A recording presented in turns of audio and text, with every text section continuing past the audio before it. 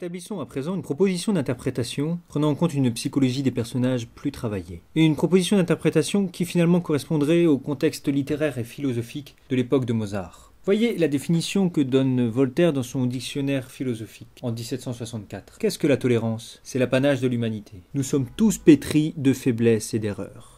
Les Lumières défendent donc une idée de complexité de l'être humain qui n'est ni entièrement bon ni entièrement mauvais. Ainsi, la reine n'incarne pas le mal absolu, mais est une figure bien plus complexe, face obscure de la divinité, revers de Zarastro. Et, ensemble, ils ont pour dessein commun de fonder une humanité complexe, profonde, habitée du bien et du mal. Et je dis bien ensemble, car l'union de Tamino et Pamina, couple fondateur d'une humanité en harmonie, serait bien la volonté commune de Zarastro et de la Reine de la Nuit. Vous doutez? J'avance donc mes éléments de preuve. Revenons au premier acte. Premier élément de preuve, la tristesse et la douceur qui se dégagent du premier air de la Reine de la Nuit, quand elle parle à Tamino.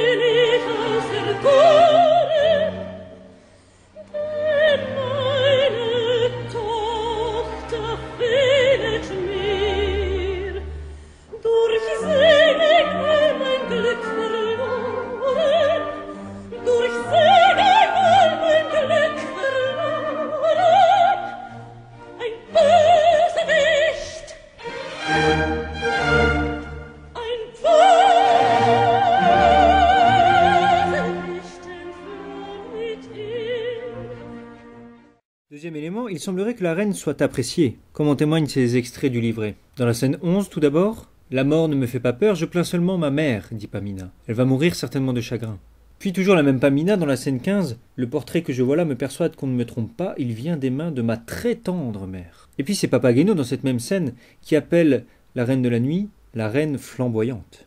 Enfin, dernière question, comment expliquer que la reine fournisse des assistants en la personne des trois dames et qui annonce les trois garçons, mais aussi et surtout des accessoires qui sont deux instruments du bien. Non seulement une flûte, dont il est dit qu'elle accroît la joie et le bonheur des hommes, mais aussi des clochettes. Je ne résiste pas à l'envie de vous passer un extrait de la danse des clochettes, dont le public viennois ne se lassait pas. Nous sommes à la fin du premier acte. Papageno et Pamina semblent prisonniers de Monostatos et des esclaves, quand Papageno se souvient de l'instrument magique que lui a fourni la reine. Komm, schönes Glockenspiel, lass die Glöckchen klingen, klingen, lass die Ohren ihnen singen.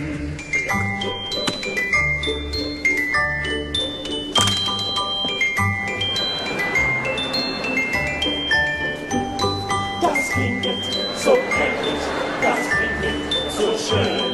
La la la la la la la la la la. Wie hab ich so etwas gehört und gesehen? La la la la la la la la la la la la. Wie hab ich so etwas gehört und gesehen? La la la la la la la la la la.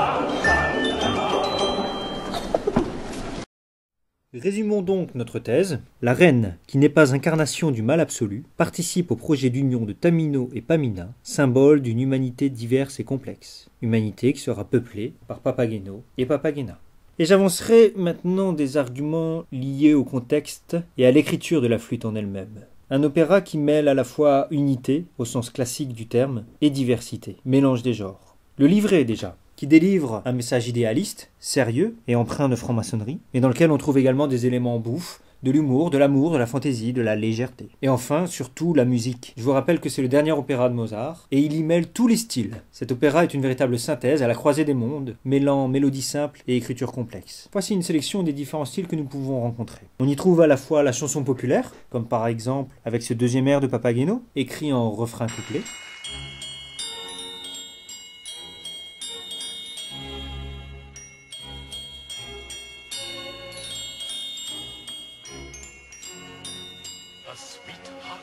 A pretty little wife is Papageno's wish. A willing, willing, lovey-dovey would be my most tasty little dish. Be my most tasty little dish. Be my most tasty little dish. On y trouve également bien entendu le style italien, caractérisé notamment par les vocalises, comme on l'a vu dans notre deuxième partie, avec le deuxième air de la Reine de la Nuit. On trouve également dans la flûte enchantée le style religieux, choral luthérien, avec notamment ce choral des hommes en armes, dans lequel on peut sentir toute l'influence sur Mozart de Bach et Handel.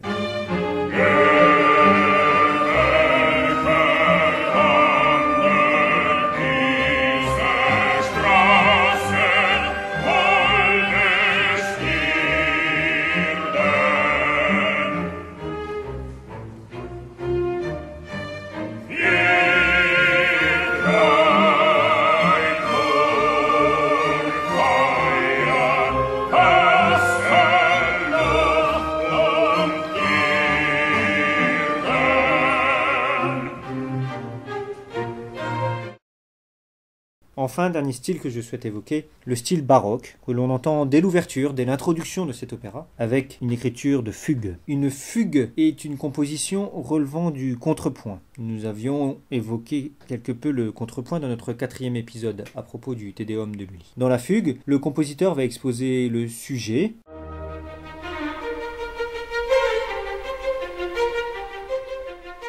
puis entrera la réponse. Il s'agit du sujet, mais transposé à la quinte. C'est la deuxième voix.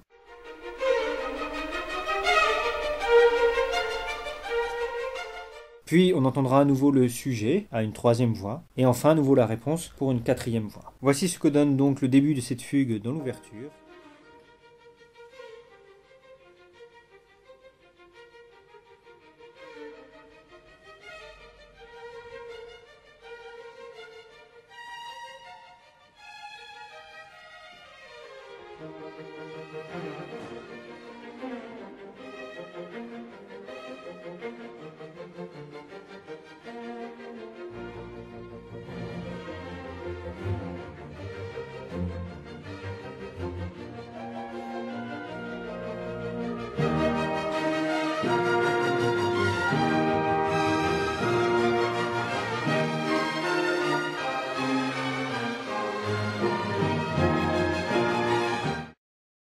Avec son dernier opéra, Mozart nous livre donc une œuvre mêlant diversité et unité, tant dans le livret que dans la musique, et ce qui en fait finalement une œuvre universelle. J'en veux peut-être pour plus belle preuve l'adaptation sud-africaine tourne depuis maintenant quelques années et qui rencontre un véritable succès, Impempe Yomlingo, dont voici quelques extraits.